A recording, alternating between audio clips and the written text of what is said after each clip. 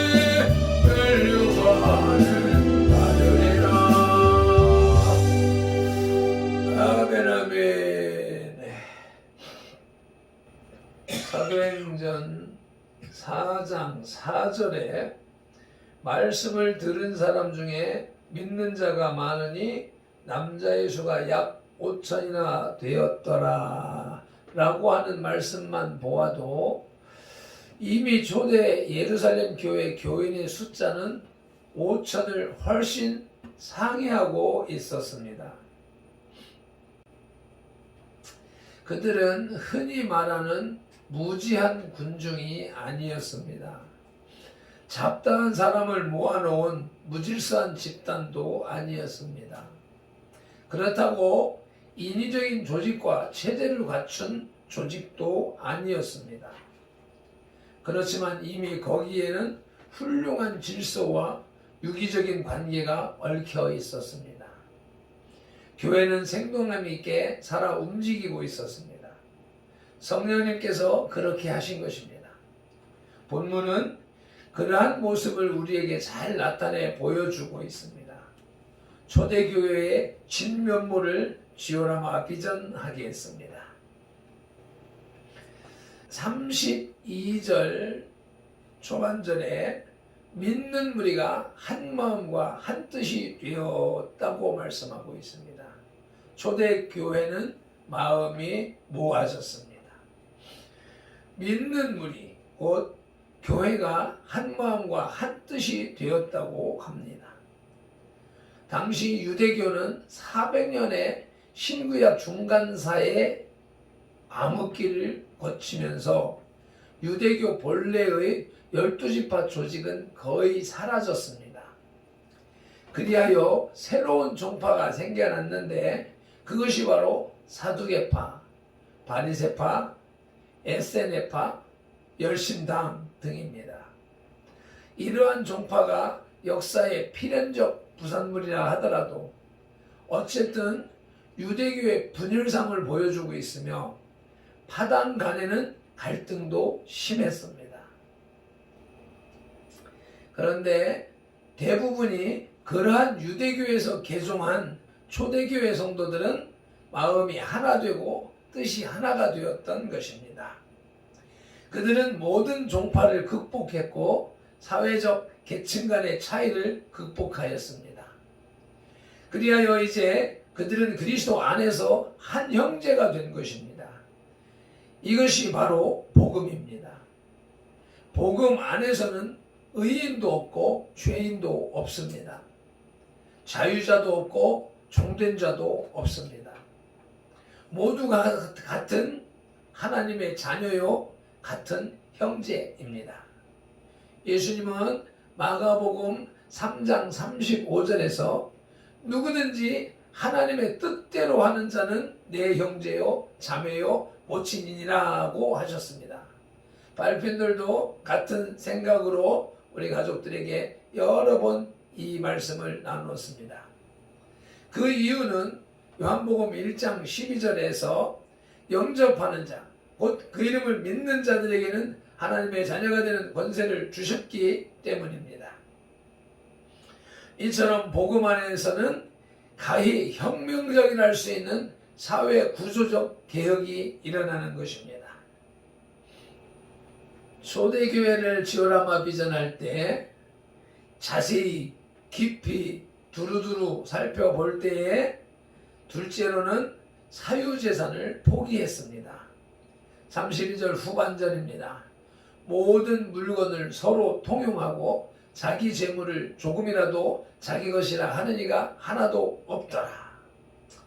하나님께서는 학개서 2장 8절에서 은도 내 것이요 금도 내 것이니라 라고 말씀하셨습니다. 예수님께서는 공생의 기간 중에 이것을 철저히 자신과 제자들에게 적용하셨습니다.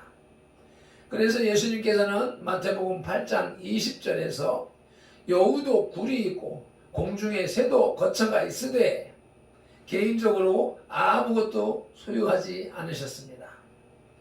제자들은 역시 아무것도 소유하지 않았습니다.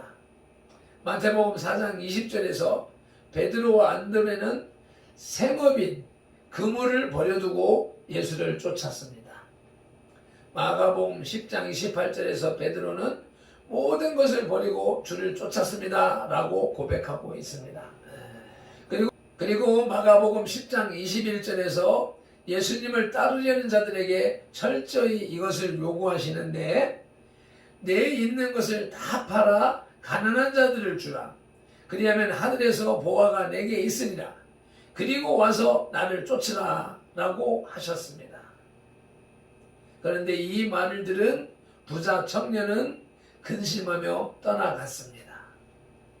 뿐만 아니라 예수님께서 이것을 요구하지 않더라도 이러한 역사가 예수님께서 가시는 곳마다 일어났습니다.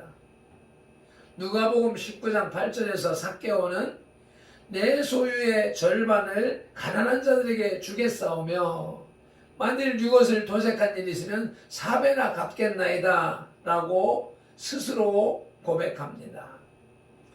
그런데 이러한 역사가 초대교회에서 재현되는 것입니다. 여기서 우리는 성도들의 무소유 의식이 구약시대로부터 초대교회를 거쳐서 오늘날 우리에게까지 일관되게 흐르고 있는 것을 알 수 있습니다. 따라서 그럼에도 불구하고 우리 가운데 아직까지도 무엇이 자신의 소유라고 생각하는 사람이 있다면 이는 아직도 그가 참된 하나님의 백성이 되지 못했음을 반증하는 것입니다. 초대교회의 세 번째 모습은 복음을 지속적으로 전파하였습니다. 33절입니다. 같이 읽으시겠습니다. 사도들이 큰 권능으로 주 예수의 부활을 증언하니 무리가 큰 은혜를 받아.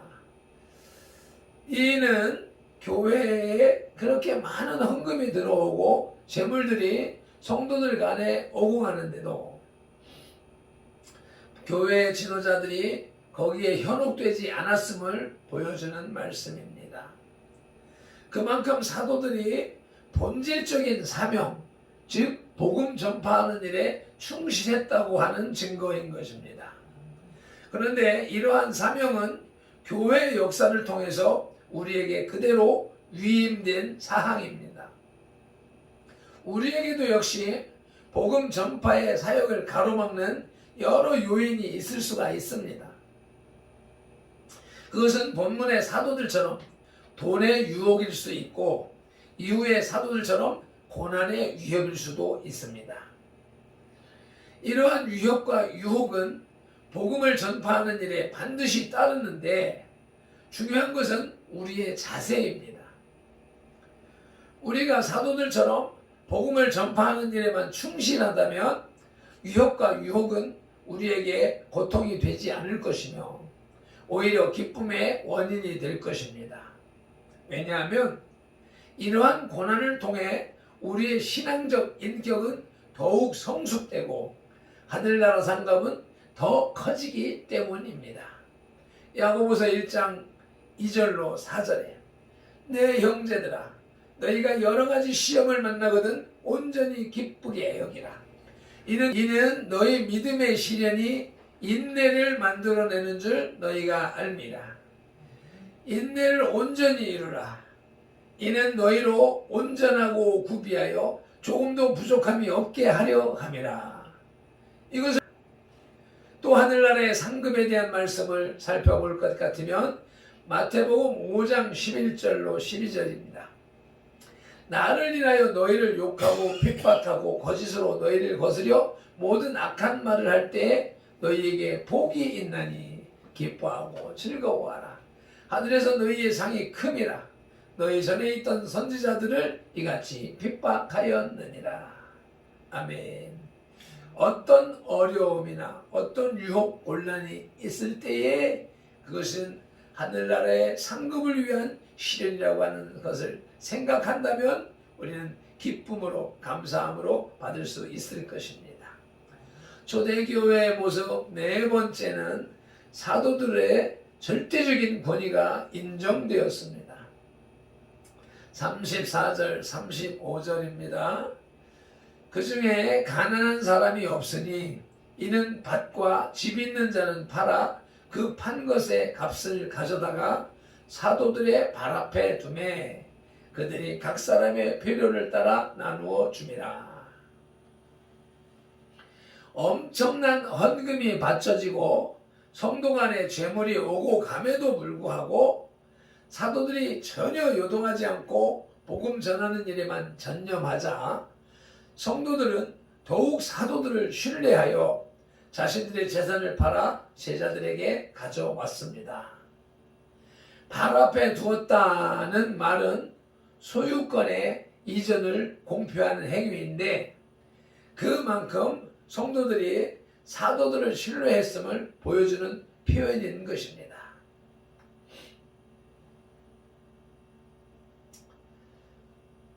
이처럼 교회에서는 지도자의 절대적인 권위가 인정되어야 하는데 그것은 초자연적인 능력 행함이나 권위주의적 태도에서 나오는 것이 아니라 바로 사도들의 경우처럼 성실과 정직에서 나오는 것입니다. 아무리 초자연적인 능력을 행사하는 사람이라도 그가 성실하지 못하고 정직하지 못하다면 사람들은 그를 믿지 않습니다. 만일 그에게 복종한다면 그것은 그의 능력에 복종하는 것이지 인격에 복종하는 것은 아닙니다. 그러나 반대로 초자연적인 능력을 행사하지 못하더라도 그가 정직하고 성실하다면 그 사람을 믿습니다. 그리고 그 신뢰성이야말로 그의 인격에 대한 진실한 복종을 의미합니다. 이처럼 성실과 정직은 사람에게 믿음과 권위를 줍니다. 따라서 교회 지도자들은 능력을 하나님께 구하기 전에 먼저 자신의 성실과 정직을 구해야 할 것입니다. 발핀돌이 그런 종이 될 수 있도록 기도로 후원해 주시기 바랍니다. 말씀을 정리하겠습니다. 초대교회는 첫째로 마음이 하나 되었습니다. 두 번째로 사유재산을 포기했습니다. 세 번째로 전도를 계속했습니다. 네 번째, 사도들의 권위가 인정되었습니다. 초대교회는 박해를 계기로 하여 더욱 기도에 힘쓰게 되고 자신들이 가진 것을 팔아 서로 공용하는 등 이상적인 공동체 생활을 실천해 나갔습니다. 인생사에서 적당한 고난과 박해는 당하는 사람의 신앙을 순수하게 만들어주는 계기가 됩니다.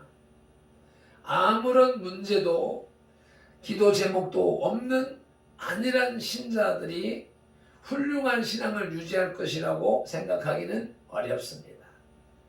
기도드리겠습니다. 베드로와 요한의 미문 앞 안전뱅이를 치료하는 사건을 계기로 공회에 회부되어 재판을 받게 되었을 때 성령님의 말하게 하심을 따라 선포한 복음이 3,000명, 5,000명씩 부흥하는 초대교회 역사가 일어난 것처럼 발펜들과 선돌의 지체들에게도 말씀을 넣어주시옵소서. 공회이든 사거리이든 큰 길이든 고시장통이든 어느 곳에서나 누구에게나 예수는 그리스도라 증거할 수 있는 담대함과 지혜와 지식의 말씀을 열어주시옵소서. 선돌의 신조를 생활할 수 있는 장성한 믿음을 허락하여 주시옵소서. 교회에서나 세상에서나 정직과 성실의 신앙 열매가 드러나게 하여 주시옵소서. 초대교회와 선돌교회를 세우신 예수 그리스도 이름으로 기도드리옵나이다. 아멘. 찬송 한번 다시 드리고 동성으로 기도드리시겠습니다.